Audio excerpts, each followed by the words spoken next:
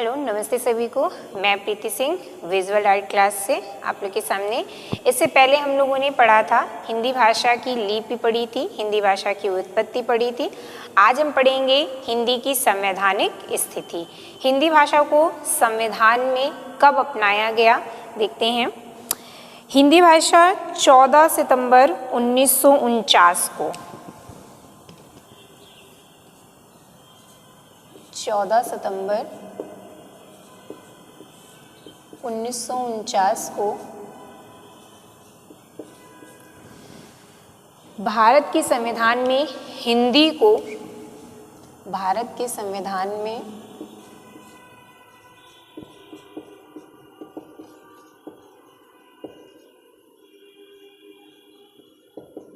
हिंदी को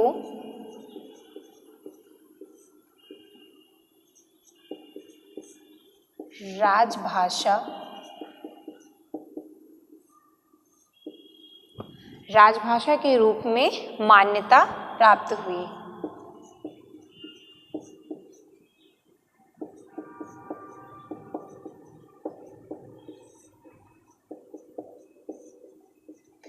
जब हमारा देश आज़ाद हुआ था 15 अगस्त 1947 को, तो उसके पश्चात ये हुआ था कि हमारे देश में एकता बनाए रखने के लिए उसका अपना एक संविधान होना चाहिए, उसकी अपनी एक भाषा होनी चाहिए। उस भाषा को, जो भाषा हमारे देश को, हमारे राज्य को, हमारे राष्ट्र को प्रदर्शित करे। लेकिन हमारे दक्षिण भारत में अलग अलग भाषाई क्षेत्र के लोग रहते थे, जिससे कि हिंदी भाषा को राष्ट्रभाषा घोषित करना संभव नहीं हुआ। लेकिन 14 सितंबर 1949 को भारत के संविधान में हिंदी को राजभाषा के रूप में मान्यता प्राप्त दी गई। यानी कि राष्ट्रभाषा के रूप में नहीं, हिंदी किस भाषा के रूप में मान्यता प्राप्त है संविधान में? राजभाषा के रूप में मान्यता प्राप्त है। इसी के कारण ही हिंदी 14 सितंबर को हिंदी को संविधान के द्वारा स्वीकार करने के कारण ही 14 सितंबर को हिंदी दिवस मनाया जाता है, राष्ट्रीय हिंदी दिवस मनाया जाता है। विश्व हिंदी दिवस आपका 10 जनवरी को मनाया जाता है। राष्ट्रीय हिंदी दिवस 14 सितंबर को मनाया जाता है। और आपका 10 जनवरी को आपका विश्व हिंदी दिवस मनाया जाता है।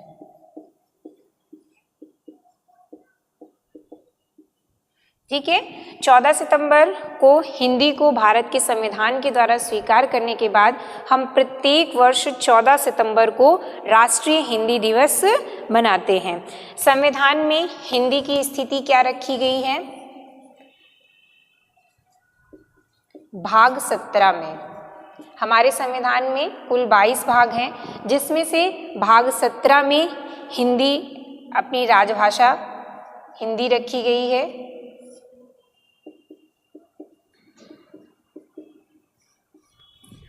और अनुच्छेद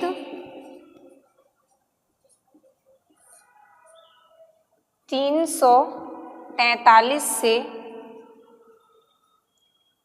351 अनुच्छेद तक हिंदी भाषा के बारे में बताया गया है।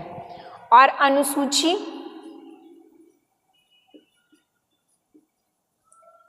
आपकी 12 अनुसूचियां हैं संविधान में कुल, जिसमें से आपकी जो 8वीं अनुसूची है वो हिंदी भाषा से संबंधित है। हिंदी भाषा से संबंधित वह हमारी राजभाषा से, वह हमारे भारत में जितनी भी भाषाएं पाई जाती हैं उससे संबंधित है। अनुसूची 8। और मूल संविधान में अगर हम देखेंगे, वैसे हमारे मूल संविधान में, जब हमारा संविधान निर्मित हुआ था तब हमारे मूल संविधान में 14 भाषाएं उल्लेखित थी। 14 भाषाएं थी, जिसमें से आपका हमारा दक्षिण की भाषाओं को जोड़ करके तेलुगु, तमिल, कन्नड़, बहुत सारी भाषाएं, जो संस्कृत भाषा, उर्दू, सबको जोड़ के 14 भाषाएं थी, हिंदी भी थी। इसके बाद आपकी और भाषाएं जोड़ी गई और इस समय वर्तमान में संविधान में कुल 22 भाषाएं हैं। वर्तमान में संविधान में कितनी भाषाएं हैं? कुल 22 भाषाओं का उल्लेख है। हमने बताया कि अभी मूल संविधान में 14 भाषाएं थी। उसके बाद आपका संविधान में किस किस भाषा को कब कब स्वीकार किया गया वो देखते हैं। ये पूछता है आपका कि जैसे सिंधी भाषा है तो किस संशोधन के दौरान इसको संविधान में जोड़ा गया? 1967 ईस्वी के 21वें संशोधन के द्वारा, संविधान के 21वें संशोधन के द्वारा संविधान में सिंधी भाषा जोड़ी गई। ठीक है, फिर इसके बाद आपका 1992 में 1992 के 71वें संविधान संशोधन के द्वारा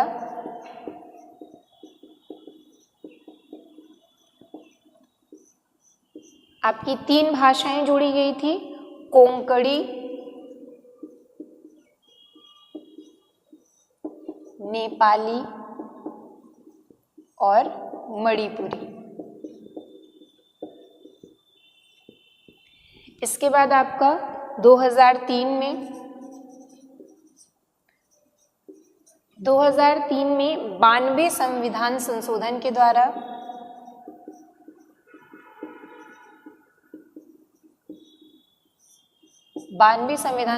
के द्वारा बोडो, डोगरी,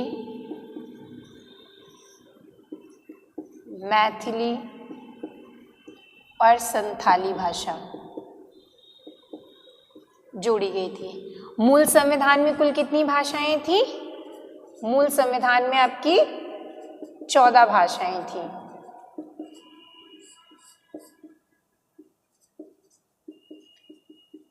इसके बाद आपकी सिंधी जोड़ी गई, 15वीं भाषा हो गई। आपकी कोंकणी 16, 17, 18, 19, 20, 21, 22, ये आपकी टोटल कितनी भाषाएं हो गई? 22। तो वर्तमान संविधान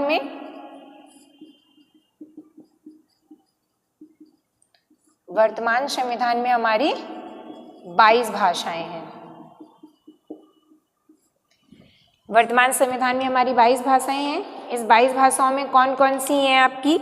आपने देखा अभी आपकी ये बाकी की सिंधी, कोंकणी, नेपाली, मणिपुर, बोडो, डोगरी, मैथिली और संथाली, ये सब आपकी बाद में जुड़ी। इससे पहले आपकी थी असमिया, जो कि आपकी 14 भाषाओं में थी, बंगाली, गुजराती, हिंदी,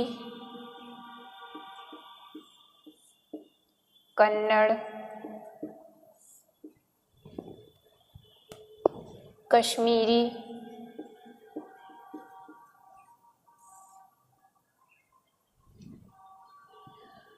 मलयालम,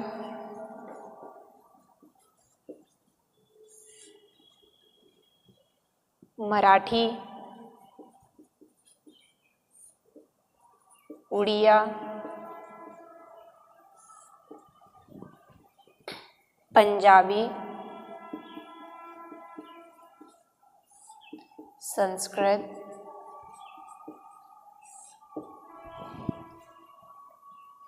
उर्दू,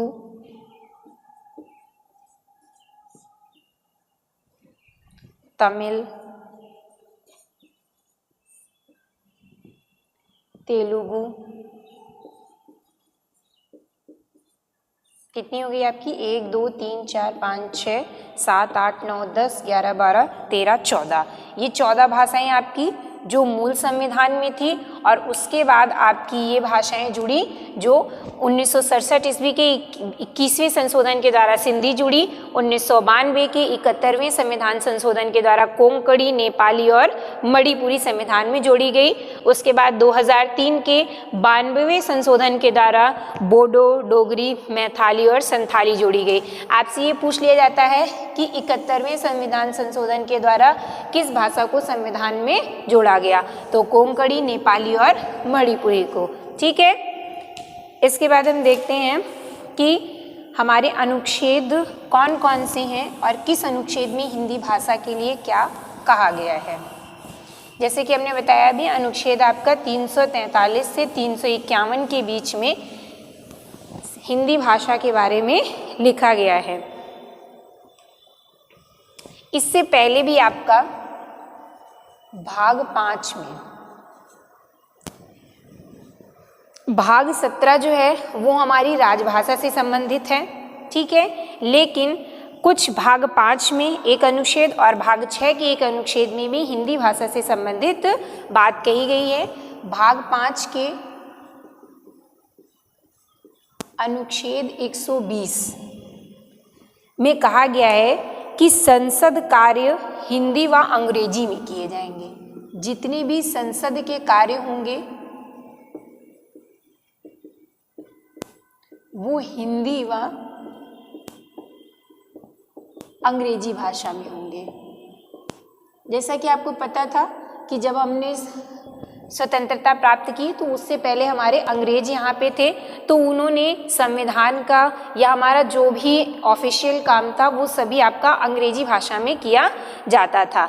लेकिन इसीलिए कहा गया है भाग 5 के अनुच्छेद 120 में कि संसद के कार्य हिंदी व अंग्रेजी में किए जाएंगे। यानी कि जब तक हम हिंदी को पूर्ण रूप से संविधान में प्रयोग नहीं कर लेते हैं तब तक संसद के कार्य जो हैं वो किस भाषा में होते रहेंगे, अंग्रेजी भाषा में होते रहेंगे।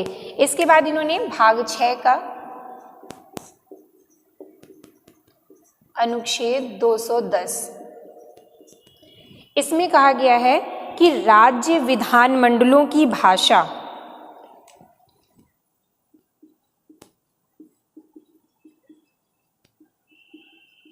राज्य विधानमंडलों की भाषा के बारे में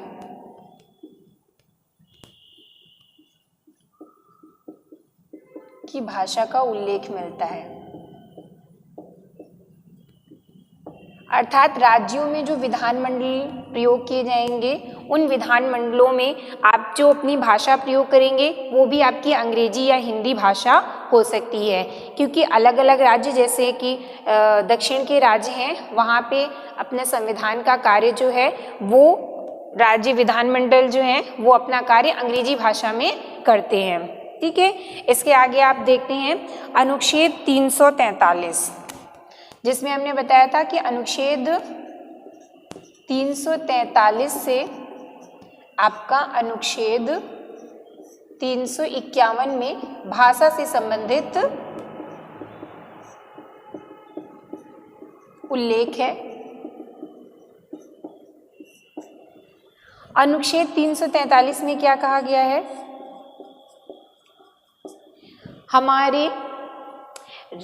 हमारे संघ की जो भाषा होगी वो हिंदी होगी और उसकी लिपि देवनागरी होगी।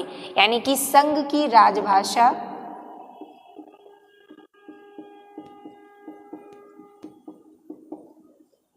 हिंदी होगी व उसकी लिपि देवनागरी होगी। देवनागरी लिपि होगी। ये आपके अनुच्छेद 343 में कहा गया है। आपसे क्वेश्चन बनता है कि संघ की राजभाषा हिंदी होगी व उसकी लिपि देवनागरी होगी, ये किस अनुच्छेद में उल्लिखित है, तो अनुच्छेद 343 में। इसमें अनुच्छेद 343 में एक और बात कही गई है कि इसमें जो अंतर्राष्ट्रीय अंक होंगे, हमारे संविधान में अंतर्राष्ट्रीय अंकों का प्रयोग होगा।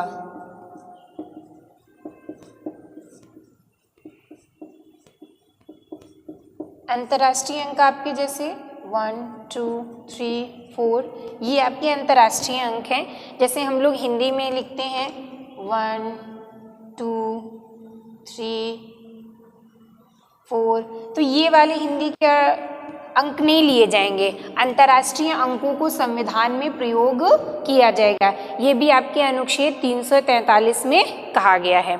इसके अलावा अनुच्छेद 343 के 2 में कहा गया है कि संविधान लागू होने के 15 सालों तक, संविधान आपका लागू होने के 15 सालों तक अंग्रेजी भाषा सरकारी कार्यों में पहले की तरह ही प्रयोग की जाएगी।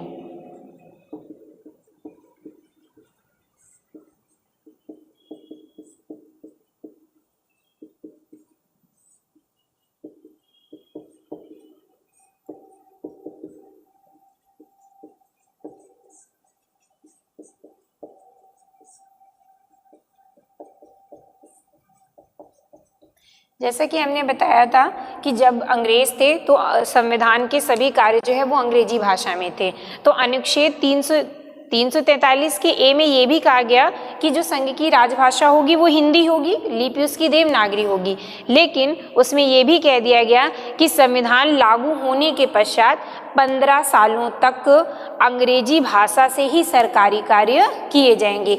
ये इसलिए किया गया क्योंकि जितने भी हमारे डॉक्यूमेंट्स होते थे वो सभी अंग्रेजी भाषा में थे, तो उन्हें तुरंत हिंदी में परिवर्तित कर लेना और उसी में अपना कार्य सुचारू रूप से करना ये संभव नहीं था।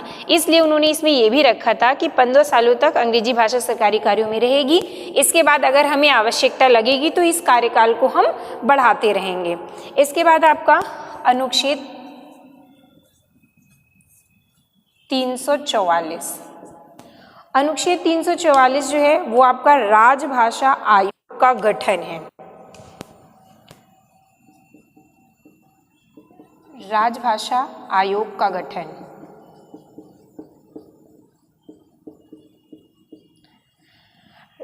यानी कि आपकी राजभाषा के लिए एक आयोग का गठन किया जाएगा और उसका गठन कौन करेगा? राष्ट्रपति करेगा।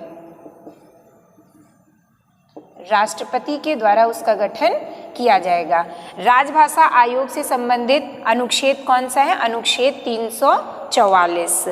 इसके बाद आपका नेक्स्ट अनुच्छेद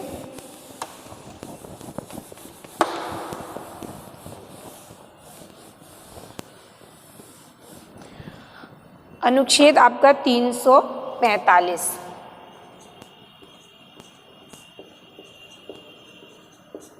अनुच्छेद 345 में राज्यों की राजभाषा का प्रावधान है।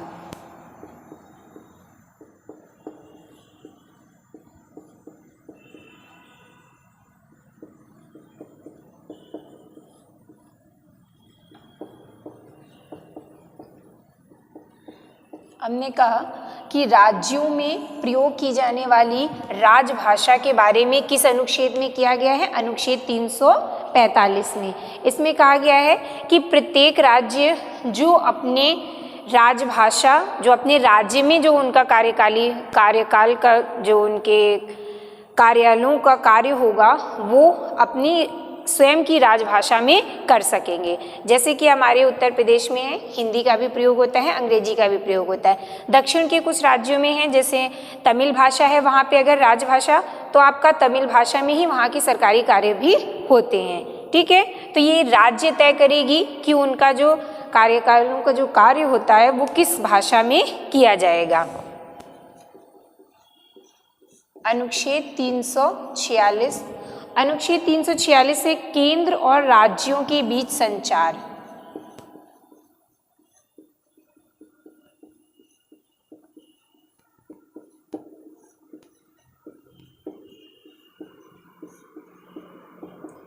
बीच संचार की भाषा हिंदी व अंग्रेजी होगी।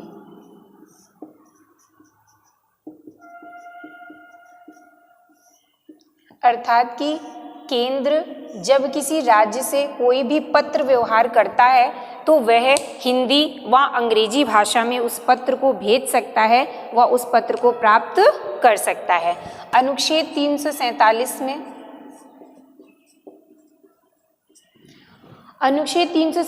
में आप कहता है, अगर किसी राज्य के जन समुदाय द्वारा बोली जाने वाली भाषा को शासकीय मान्यता प्राप्त करने की मांग की जाती है तो राष्ट्रपति को ये अधिकार होता है कि वह उस भाषा को मान्यता दे। यानी कि आपके अनुच्छेद 347 में आता है, अगर किसी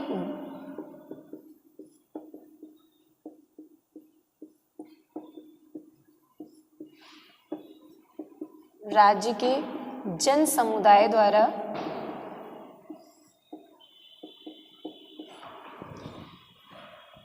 बोली जाने वाली भाषा को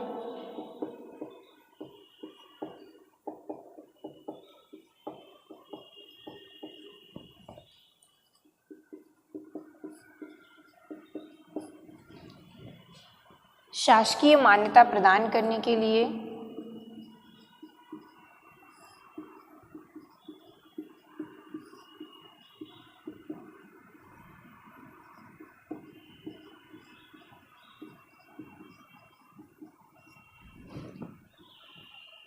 मांग की जाती है,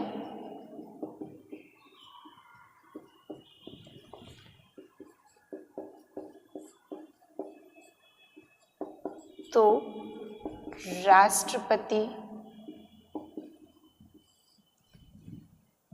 उस भाषा को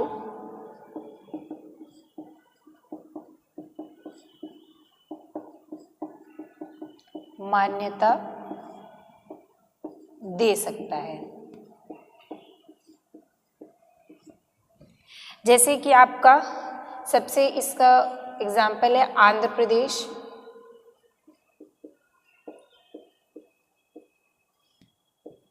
इसमें कहा गया है अनुच्छेद 347 में कि अगर किसी राज्य के जन समुदाय द्वारा बोली जाने वाली भाषा को शासकीय मान्यता प्रदान करने की मांग की जाती है तो राष्ट्रपति उस भाषा को मान्यता दे सकता है। अर्थात यदि किसी राज्य का जनता ये चाहती है कि जो उनके द्वारा बोली जा रही भाषा है उससे ही उनके सरकारी कार्य किए जाएं तो राष्ट्रपति को ये अधिकार है कि वह उस भाषा को मान्यता दे सकता है। इसके आधार पर ही आपका आंध्र प्रदेश का गठन हुआ था।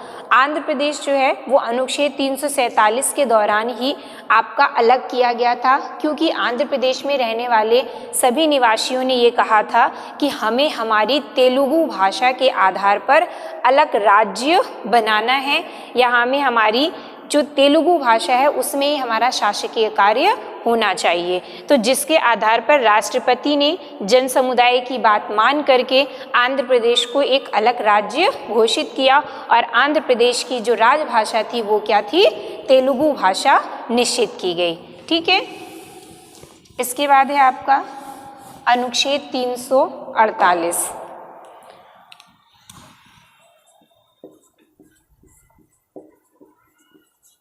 अनुच्छेद 348 में आपकी उच्च न्यायालय और उच्चतम न्यायालय की भाषा आती है।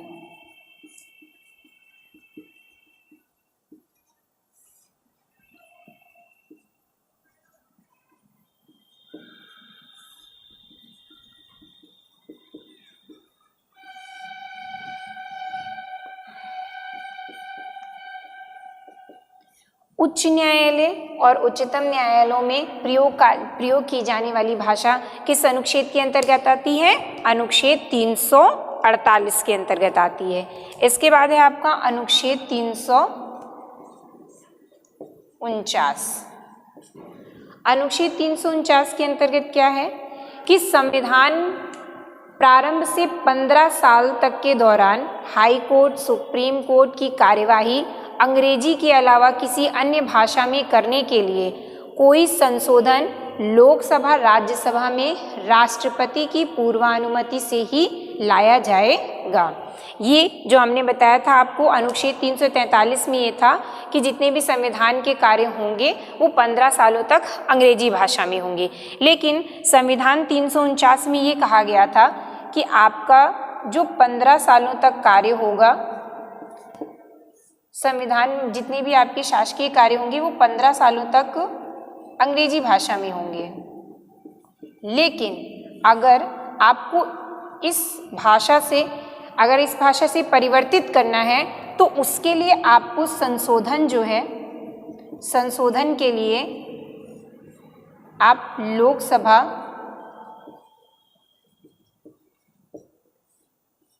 व राज्यसभा में अपील कर सकते हैं। लेकिन लोकसभा या राज्यसभा में अपील करने से पहले आपको राष्ट्रपति की पूर्व अनुमति चाहिए।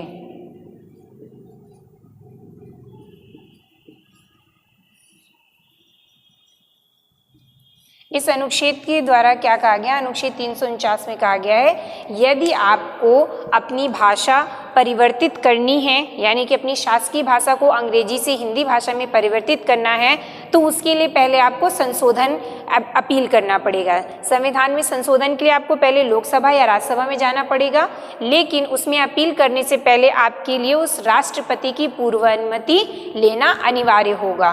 ठीक है, तभी आपका वो अपील लोकसभा या राज्यसभा के द्वारा मान्य होगी, जब उसमें राष्ट्रपति की पूर्व अनुमति दी जाएगी।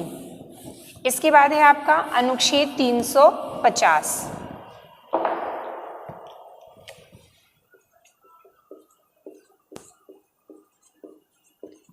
अनुच्छेद 350 में कहा गया है कि कोई भी व्यक्ति संघ या राज्य के बीच किसी भी अधिकारी को यदि आवेदन देता है तो वह अपनी राजभाषा में दे सकता है।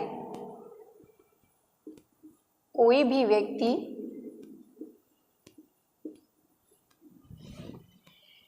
संघ या राज्य के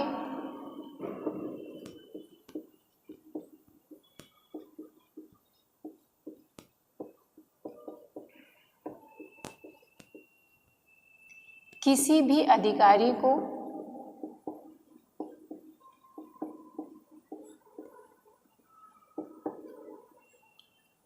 आवेदन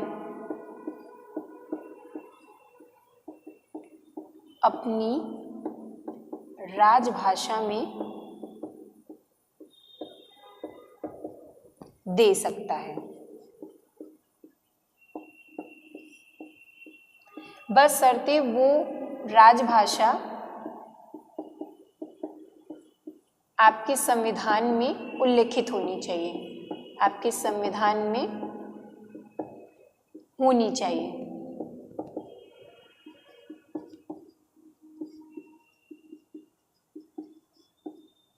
इसमें आपसे कहा गया है कि संघ या राज्य के किसी भी अधिकारी को हम आवेदन अपनी राजभाषा में दे सकते हैं। यानी कि हम ये सोचते हैं कि हमें हिंदी आती है, हम किसी भी अधिकारी को अगर हमें अंग्रेजी नहीं आती है तो हम उससे क्या बात करें या हम उसे कैसे अपना आवेदन दें। तो ये हमारे अनुच्छेद 350 में कहा गया है कि यदि कोई भी व्यक्ति अपने देश का, यदि किसी भी संघ या राज्य का कोई भी अधिकारी है और उस अधिकारी से अगर आप किसी भी प्रकार का आवेदन देना चाहते हैं तो अपनी राजभाषा में दे सकते हैं। किस अनुच्छेद के द्वारा?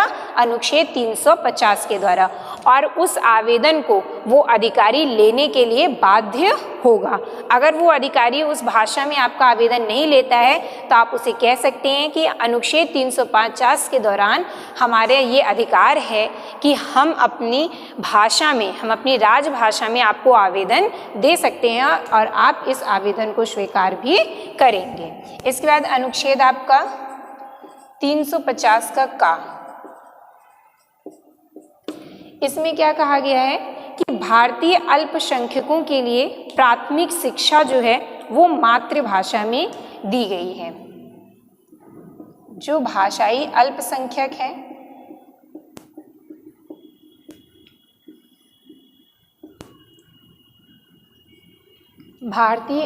जो भाषाई अल्पसंख्यक हैं उनके लिए प्राथमिक शिक्षा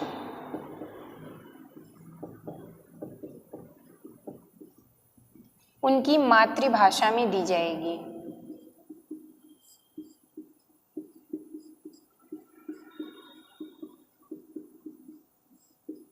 ठीक है, अनुच्छेद 350 का के दौरान जितने भी भाषाई अल्पसंख्यक लोग हैं उनकी प्राथमिक शिक्षा जो है वो उनकी मातृभाषा में दी जाएगी। अनुच्छेद 351 अनुच्छेद 351 के दौरान है हिंदी के विकास के लिए निर्देश दिए गए हैं।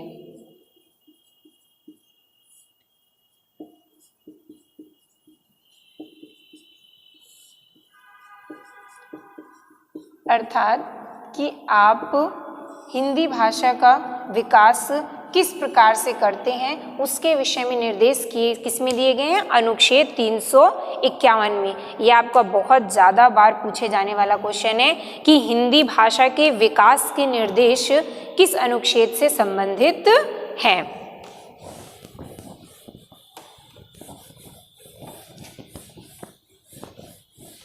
आपके हिंदी भाषा में प्रथम राजभाषा आयोग का गठन, राजभाषा आयोग का गठन किस अनुच्छेद के दौरान होना था? राजभाषा आयोग का गठन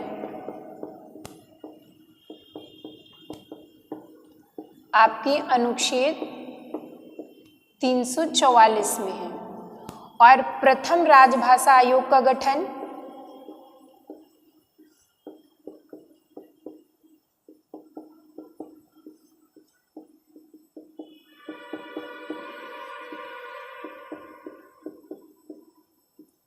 प्रथम राजभाषा आयोग का गठन आपका 1955 ईस्वी में किया गया था। और इसके अध्यक्ष कौन थे? बीजी खेर। ठीक है, प्रथम राजभाषा आयोग का गठन 1955 में किया गया था और इसके अध्यक्ष थे आपके बीजी खेर। इसके बाद 1957 में संयुक्त संसदीय राजभाषा का गठन किया गया था। यह आपसे राजभाषा से संबंधित कुछ आयोग का गठन हुआ था, उसके बारे में पूछ लेते हैं। तो संयुक्त संसदीय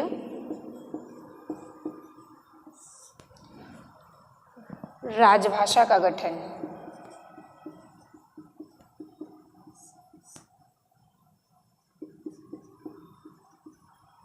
1957 में हुआ था और इसके अध्यक्ष थे आपके गोविंद वल्लभ पंत।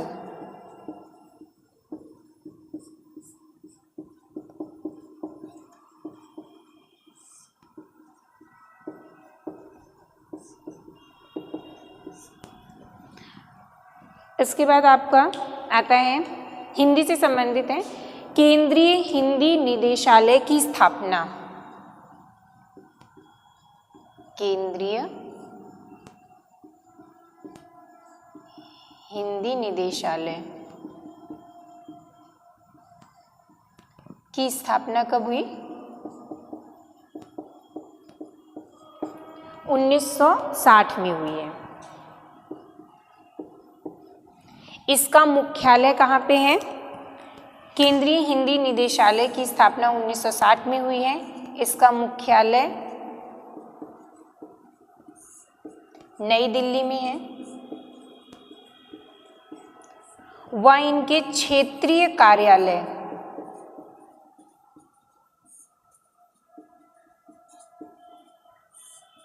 इनके क्षेत्रीय कार्यालय 4 हैं। कहाँ कहाँ पर हैं? चेन्नई,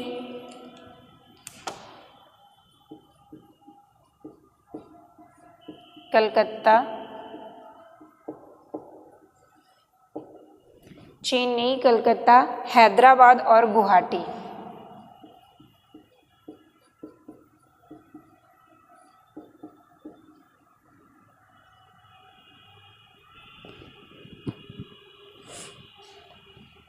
हैदराबाद और गुवाहाटी।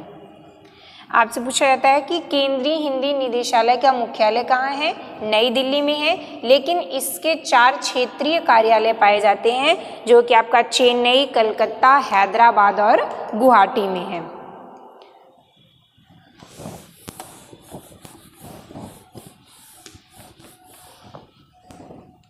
इसके अलावा आपका वैज्ञानिक एवं तकनीकी शब्दावली आयोग,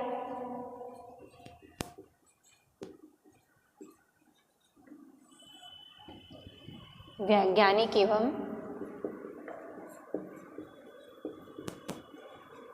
तकनीकी शब्दावली आयोग।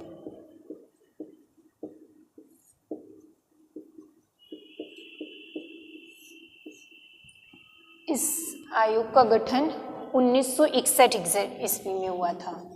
ये आपसे जो आयोग है इनका मिलान करने के लिए आ जाता है कि किस आयोग का गठन कब किया गया था। राजभाषा अधिनियम,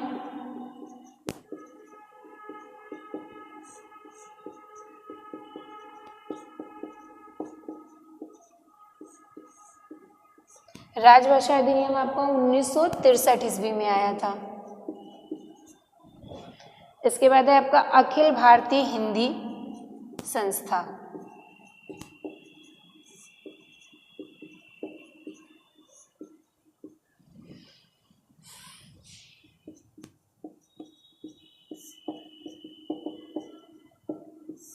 अखिल भारतीय हिंदी संस्था, ये आपकी 1964 ईस्वी में आई थी। इसके बाद आपका राजभाषा नियम,